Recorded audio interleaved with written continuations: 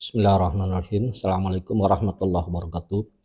Bapak-Ibu sekalian, jumpa lagi di eh, bincang-bincang singkat kita tentang pemahaman dan implementasi ISO 17025 untuk laboratorium pengujian dan kalibrasi.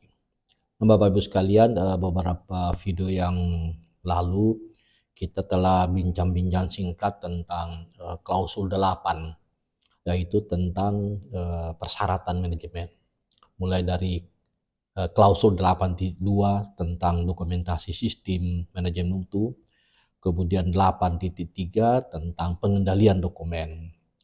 Nah, Bapak-Ibu sekalian, pada bincang-bincang kita saat ini atau kali ini kita akan diskusi tentang klausul 8.4, yaitu tentang pengendalian rekaman. Nah, kalau kita flashback beberapa video sebelumnya, kami telah menyampaikan bahwa klausul-klausul ISO yang merupakan persyaratan dari konsensus ISO terdiri atas 5 persyaratan. Kita harus membuktikan kompetensinya melalui formula DIR, Documentation, Implementation, dan Recording. Nah, dokumentasi kita sudah sering membahas, implementasi juga kita sudah sering membahas. Ya, sekarang tentang R-nya, recording.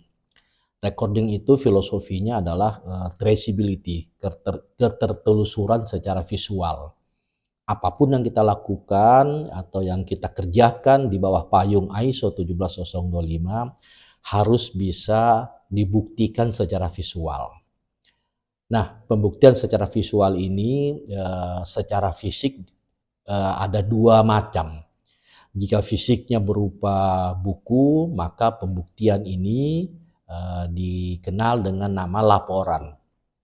Misalnya laporan validasi metode uji, laporan uji banding antar laboratorium, laporan penerapan jaminan mutu, laporan survei kepuasan pelanggan, dan seterusnya. Namun jika fisiknya berupa sheet atau lembaran, namanya adalah formulir. Nah, baik laporan maupun formulir itu masuk dalam istilah R, recording, yaitu pembuktian pekerjaan kita baik sebagai laporan maupun sebagai formulir. Nah, formulir contohnya adalah formulir data pengukuran alat, formulir hasil pengujian sampel, formulir rekaman pengukuran parameter lapangan, formulir rekaman komplain pelanggan, formulir berita acara penyerahan laporan hasil uji atau sertifikat kalibrasi kepada pelanggan. Nah, banyak formulir.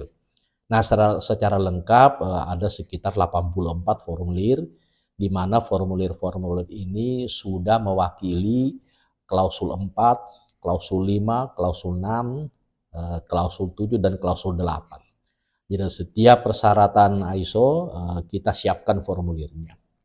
Nah, di dalam klausul 8.4 ini Bapak Ibu sekalian, judulnya atau namanya adalah pengendalian rekaman.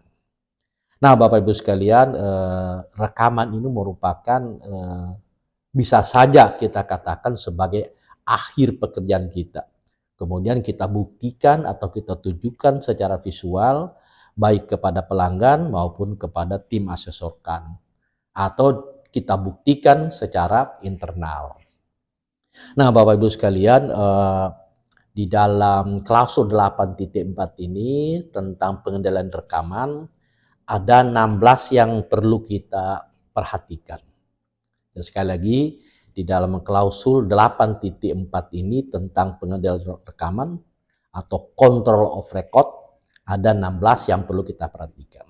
Yang pertama adalah berdasarkan sifatnya rekaman itu dibagi menjadi dua, yaitu rekaman mutu dan rekaman teknis.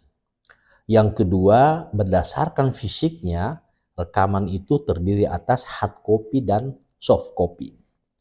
Kemudian yang ketiga perlu kita perhatikan menetapkan nama rekaman atau title of record. Misalnya rekaman penerapan jaminan mutu, atau workbook, atau logbook pemakaian alat, dan seterusnya. Jadi yang ketiga adalah nama rekaman itu sendiri. Kemudian yang keempat adalah identifikasi unik. Jadi setiap rekaman itu ada identifikasi uniknya, ada juga sebagian orang mengatakan nomor uniknya. Kemudian yang kelima, Bapak Ibu sekalian, rekaman itu harus dapat dibaca dan tidak bias. Jadi rekaman itu harus dapat dibaca dan tidak bias. Kemudian yang keenam, rekaman itu sekali lagi kami ingatkan rekaman mutu atau rekaman teknis, hard copy atau soft copy. Yang keenam ini harus dikendalikan, dikontrol dalam rangka untuk memastikan keamanannya, dikendalikan. Kemudian yang ketujuh, dilindungi. Kemudian yang kedelapan, rekaman ini baik rekaman mutu maupun rekaman teknis dicadangkan. Karena mungkin suatu ketika mungkin rekaman-rekaman ini mengalami trouble, kerusakan atau mungkin hilang. Maka yang kedelapan adalah dicadangkan. Kemudian yang kesembilan, Bapak Ibu sekalian, ditentukan waktu simpannya. Berapa lama rekaman ini disimpan? Apakah 1 tahun, apakah 2 tahun, tentu saja sesuai dengan kebijakan dari manajemen laboratorium. Setelah itu, kemudian yang ke-10, dimusnahkan jika sudah sampai saat pemusnahannya, yaitu berkaitan dengan waktu simpannya. Kemudian yang ke-11, direvisi jika diperlukan. Kadang-kadang di dalam kontrol dokumen, termasuk kontrol rekaman, perlu ada pengkajian.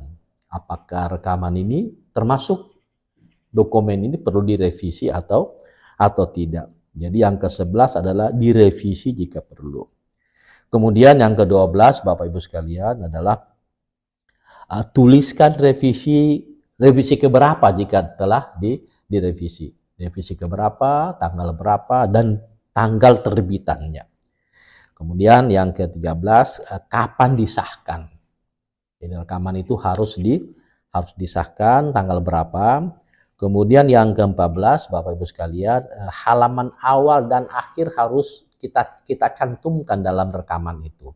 Misalnya kalau hanya 1 lembar berarti 1 dari 1. Kalau 2 lembar 1 dari 2 dan 2 dari 2. Jadi istilahnya secara fisik rekaman itu halamannya kita kancing. Nah ini penting karena kalau saya membaca suatu rekaman, di situ tertulis 1 dari 1 atau 1 of 1, maka saya memastikan rekaman yang saya pegang ini hanya terdiri atas satu halaman. Kemudian yang ke-15, Bapak Ibu sekalian, juga tidak kalah pentingnya, kita harus menetapkan daftar distribusi rekaman ini. Rekaman ini harus didistribusikan kepada personil siapa saja. Kepada personil siapa saja berarti di sini ada kaitannya dengan bukti atau tanda atau berita acara distribusi rekaman. Karena rekaman yang kami bilang tadi ada 5 kelompok rekaman. Ada rekaman klausul 4 persyaratan general, ada rekaman klausul 5 persyaratan struktural, ada rekaman klausul 6 persyaratan sumber daya, ada rekaman klausul 7 persyaratan proses, dan ada rekaman klausul 8 persyaratan manajemen. Nah, rekaman-rekaman ini tentu saja harus kita distribusikan kepada personel terkait. Secara umum yang mendistribusikan, yang mengendalikan rekaman adalah manajer mutu atau tim mutu secara umum. Kemudian setelah kita didistribusikan, maka yang terakhir nomor 16, yang ke-16 adalah dibuatkan berita acara pemusnahan jika sudah sampai atau tiba waktu dimusnahkan.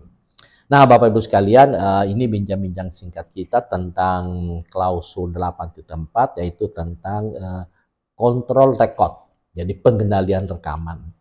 Rekaman, ada rekaman mutu, ada rekaman teknis, hard copy, soft copy dikendalikan dan seterusnya. Nah, secara lengkap telah kami sebutkan tadi ada 16 butir yang perlu kita perhatikan kaitannya dengan rekaman. Nah, rekaman-rekaman ini nanti sekali lagi kami mengatakan sebagai bukti pekerjaan kita untuk kita tunjukkan kepada tim asesor atau kepada siapa saja.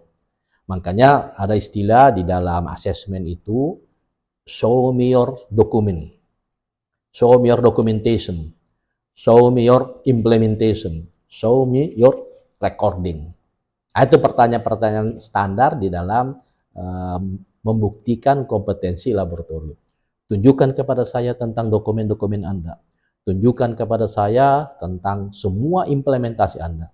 Tunjukkan kepada saya mana rekaman-rekaman Anda. Nah, kemudian yang tidak kalah pentingnya Bapak Ibu sekalian, rekaman itu kita perhatikan rapi dan bersih. Karena rapi ini merupakan kesan berkaitan dengan kesan psikologis. Demikian Bapak Ibu sekalian, bincang-bincang singkat kita tentang klausul 8.4 yaitu pengendalian rekaman. 8.4 ISO 17025 tahun 2017. Mohon maaf atas segala kekurangan. Tetap semangat, jadikan penerapan sistem itu bermanfaat bagi kehidupan. Terima kasih. Assalamualaikum warahmatullahi wabarakatuh.